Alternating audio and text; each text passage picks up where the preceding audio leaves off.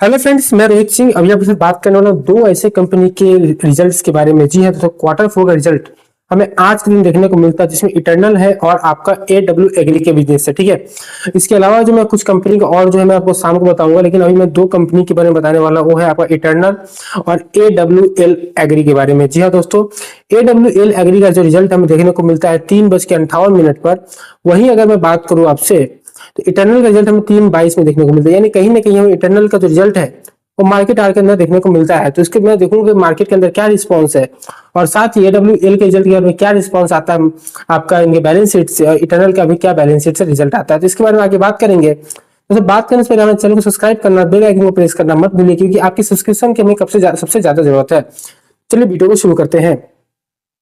सबसे पहले चलो देख लेते हैं दोस्तों की इटर्नल के बारे में। तो जो इटर्नल का जो शेयर है, आप देखो कि जैसे ही 3:15 के आसपास रिजल्ट आता है, हमें 3:20-22 से जो एक बढ़िया मोमेंटम देखने को मिलता है, और प्राइसेस जो थी अबाउट ट्रेड करी थी 245 के ऊपर, और जो क्लोजिंग जो देती है वो हमें देती है 258 के ऊपर।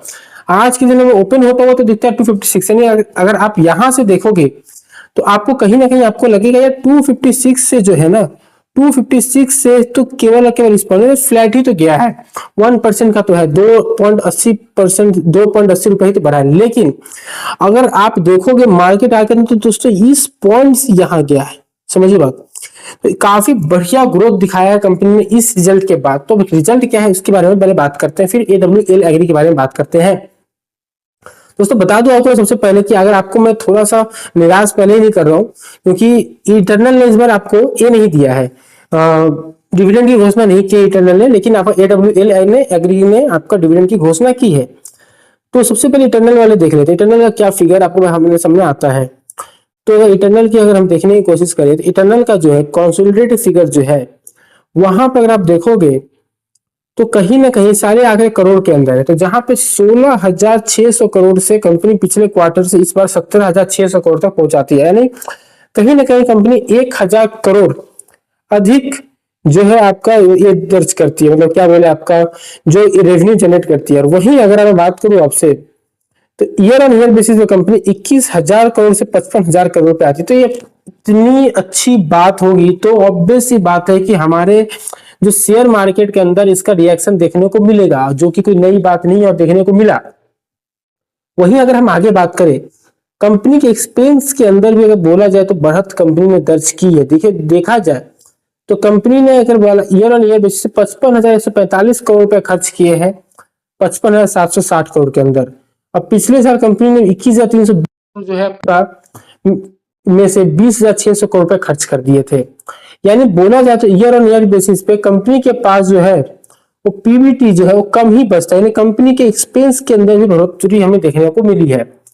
और ईयर ऑन ईयर बेसिस पे बात करें तो कहीं ना कहीं हम बात करें 170 करोड़ से 228 करोड़ रुपए पर पहुंची है कंपनी। यानी क्वार्टर ऑन क्वार्टर बेसिस पे कंपनी ने अपने खर्चे कम किए हैं, लेकिन ईयर ऑन ईयर बेसिस पे कंपनी ने अपने खर्चे बेसिक अधिक किए हैं। पीबीटी के बाद अगर हम बात करें, पीबीटी को अगर हम थोड़ा सा ये करें कि पीबीटी जो है सेम है एज वेल इजल है आपका एक्सपेंस के बाद जो आता है। अब मैं अगर बात करूं प्रॉफिट फॉर द पीरियड, यानी कंपनी ने प्रॉफिट कितना दर्ज किया आफ्टर द टैक्सेस, वहां आप देखोगे कि 102 करोड़ से कंपनी 174 करोड़ पहुंचाती है पिछले क्वार्टर के मुकाबले। वहीं पिछले साल सेम क्वार्टर में कंपनी का 39 करोड़ था, जहां से कंपनी आज के डेट में 174 करोड़ तक पहुंच जाती है। वहीं अगर मैं बात करूं आपसे, तो ईयर ऑन ईयर बेसिस पे कंपनी का जो है 527 करोड़ से कंपनी 366 करोड़ पे पहुंच जाती है। यानी कंपनी का ईयर ऑन ईयर बेसिस पे प्रॉफिट आफ्टर टैक्स भी जो है उसके अंदर थोड़ा सा गिरावट हमें देखने को मिली है। वहीं अगर मैं बात करूं आपसे, तो अगर आप देखोगे तो कंपनी के जो एडवर्टाइजमेंट के अंदर कंपनी ने अधिक खर्च किया, 1900 करोड़ से कंपनी जो है सीधे 3300 करोड़ तक पहुंच जाता है। आप देखो कि 16,600 करोड़ से 17,000 पे पहुंचता है। कंपनी ने अपने एडवर्टाइजमेंट के अंदर काफी ज्यादा बढ़त की है, और कहीं ना कहीं डिलीवरी रिलेटेड चार्जेस के अंदर भी जो है कंपनी ने उसके अंदर बढ़त करते हुए देखने को मिला है। दूसरी चीज अगर आप देखोगे, year on year basis 5,700 crore से डिलीवरी जो चार्जेस है कंपनी ने 9,000 करोड़ रुपए खर्च किए हैं। ओके, अगर अब आगे हम देखें तो कहीं ना कहीं हमें ईपीएस जो है अर्निंग पर शेयर 0.11 से 0.19 जाता हुआ दिखता है क्वार्टर ऑन क्वार्टर बेसिस पे। वहीं 0.16 से हमें कहीं ना कहीं 0.40 पे आसपास आके दिखता है। ठीक है, अच्छा अब आपको मैं बात कर लेता हूँ, यानी कंपनी के जो मिला जुला के जो रिजल्ट वो ठीक ठाक है, कंपनी ने काफी बढ़िया परफॉर्मेंस दर्ज की है, लेकिन कंपनी के खर्चे भी जो है वो बढ़े हैं। ओके, तो इस चीज को घबराने की जरूरत नहीं है कि आपका मतलब कंपनी रिजल्ट काफी खराब है, तो ऐसे कोई खराब बात नहीं है, ठीक है। अब स्टैंड अलोन के बारे में बात करें तो स्टैंड अलोन में भी कहीं ना कहीं देखने को मिले तो कंपनी जो है वो ईयर ऑन ईयर बेसिस पे जो है वो आपका 3300 करोड़ से 3490 करोड़ में पहुंच जाती है, और वहीं आपका ईयर ऑन ईयर बेसिस में 9800 करोड़ से 12700 करोड़ तक पहुंच जाती है। क्लियर। और वही चीज अगर हम देखें कि पिछले साल के सेम क्वार्टर में कंपनी 2500 करोड़ का जो है रेवेन्यू जनरेट करती है, जो कि आज के डेट में 3500 करोड़ तक पहुंचा देती है। टोटल एक्सपेंस वगैरह को हटा दूं और आपका पीबीटी के बारे में बात करूं तो कंपनी ने क्वार्टर बेसिस पे 34 करोड़ अधिक पीबीटी दर्ज की है, और ईयर ऑन ईयर बेसिस पे कंपनी ने जो है वो काफी बढ़िया जो है आपका दर्ज किया है, यानी कि स्टैंड अलोन के अंदर कंपनी का रिस्पॉन्स सही है। और अर्निंग पर शेयर के अंदर भी कहीं ना कहीं बढ़त देखने को मिला है। अब देखो तो बढ़त आपको 2.22 से 2.91 पे जाते हुए दिखता है, 0.72 से 0.77 पे जाते हुए दिखता है। ओके, अब हम चलते हैं सीधे अपने दूसरे शेयर की तरफ। जी हाँ दोस्तों, दूसरा जो शेयर है हमारा उसको अगर आप देखोगे तो उसके अंदर क्या, उसको भी हम थोड़ा देखने की कोशिश करते हैं। दूसरा जो हमारा शेयर है वो है एडब्ल्यू एग्री। ओके, एडब्ल्यू एग्री को अगर हम देखें तो कहीं ना कहीं 5 दिन के अंदर कंपनी लगभग 6.5% रिटर्न के आसपास देती है, और वहीं अगर बात करें महीने भर के अंदर कंपनी लगभग 15.5% रिटर्न अपने इन्वेस्टर्स को देती है, और एक दिन के अंदर लगभग 0.32% का लॉस देती है अपने इन्वेस्टर्स को। तो अब इसके रिजल्ट्स क्या आए हैं ये भी जानने की बात है। दोस्तों बात करेंगे रिजल्ट्स के बारे में तो कहीं ना कहीं इनके रिजल्ट्स को हम देखने की कोशिश करें तो कहीं आपका जो रिजल्ट जो है वो आपका, एक मिनट, हाँ, रिजल्ट से पहले डिविडेंड की भी घोषणा उन्होंने की है, लेकिन डिविडेंड की रिकॉर्डेड की घोषणा उन्होंने नहीं की है। तो पहले रिजल्ट देख लेते हैं। जो रिजल्ट जो है हमारा यहाँ पे तो कंसोलिडेट जो रिजल्ट है उसके अंदर आप देखोगे तो कंपनी का जो टोटल इनकम है वो 18,000 करोड़ से 21,000 करोड़ पर जाता है, और वहीं ईयर ऑन ईयर बेसिस पे कंपनी 63,000 करोड़ से 75,000 करोड़ तक लेके जाती है। और कंपनी के एक्सपेंस को अगर हम हटा दें तो कहीं ना कहीं अगर बात करें तो कंपनी का जो पीबीटी है यानी प्रॉफिट बिफोर टैक्स जो है वो आपका देखने को मिलता है 363 करोड़ से 380 करोड़ के पास, और यहाँ 1600 करोड़ से 1367 करोड़ के पास, यानी कहीं ना ईयर ऑन ईयर बेसिस पे हमें दोनों ही कंपनियों का जो है वो आपका प्रॉफिट बिफोर टैक्स कमते हुए दिखा है।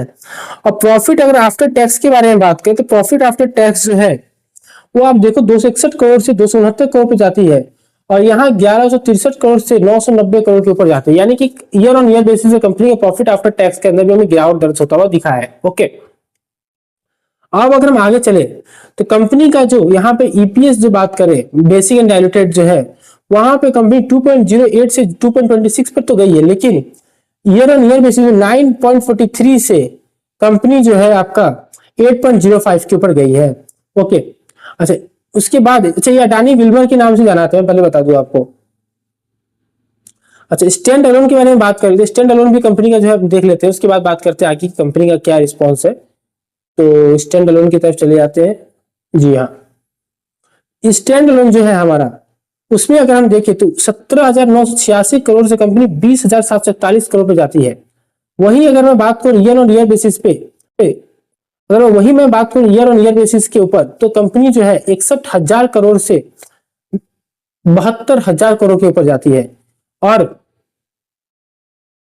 कंपनी की अगर मैं यहां पे देखने की कोशिश करूं तो आप देखो कि 17,986 करोड़ से कंपनी 20,741 करोड़ पर जाती है। तो कंपनी के प्रॉफिट बिफोर टैक्स के बारे में बात करें तो प्रॉफिट बिफोर टैक्स जो है कंपनी को 348 करोड़ से 362 करोड़ के ऊपर है, और ईयर ऑन ईयर बेसिस में 1640 करोड़ से 1321 करोड़ के पास है। और अगर मैं बात करूं आपसे अर्निंग पर शेयर के बारे में तो अर्निंग पर शेयर जो 9.36 से 7.58 है, और वहीं 2.01 से 2.07 तक पहुंचती है, यानी कहीं ना कहीं बताते अर्निंग पर शेयर भी ईयर ऑन ईयर बेसिस से गिरने को मिलेगी तो वाजिब सी बात है। कंपनी के बारे में बताओ दोस्तों तो कंपनी ने डिविडेंड की भी घोषणा की है, इसके अंदर बहुत सारे लोग जाना चाहते हैं, लेकिन डिविडेंड की घोषणा ठीक ठाक है, बहुत ज्यादा बढ़िया मैं आपको नहीं बोल सकता हूँ डिविडेंड की घोषणा। ठीक है, कि आप सोचोगे कि हम लोग बहुत ज्यादा 2 रुपए 4 रुपए दे दिए, ऐसी बात नहीं है, समझ लो बात को आगे। डिविडेंड की जो घोषणा कंपनी ने की तो है लेकिन ठीक ठाक की है। जी हाँ, कंपनी ने जो है आपका डिविडेंड की घोषणा की है 1 रुपए का, जो कि 19 जून को रिकॉर्ड डेट रखा गया है। कंपनी ने ₹1 पर शेयर के हिसाब से डिविडेंड देगी, जिनका रिकॉर्ड डेट है 19 जून। डिविडेंड थोड़ा सा कम है, ज्यादा कम मैं नहीं बोलूँ, एक 200 रुपए का शेयर है, ₹1 का डिविडेंड ठीक ठाक है, ज्यादा कम नहीं है लेकिन थोड़ा कम है। ठीक है, तो ये वीडियो यही वाइंड अप करना चाहता हूँ। वीडियो अच्छा लगे तो वीडियो को लाइक करना मत भूलिए प्लीज, और चैनल को सब्सक्राइब तो बिल्कुल ही कीजिए। और अगर वीडियो में कोई भी सुझाव होता है कमेंट बॉक्स में प्लीज कमेंट कीजिए। थैंक यू दोस्तों।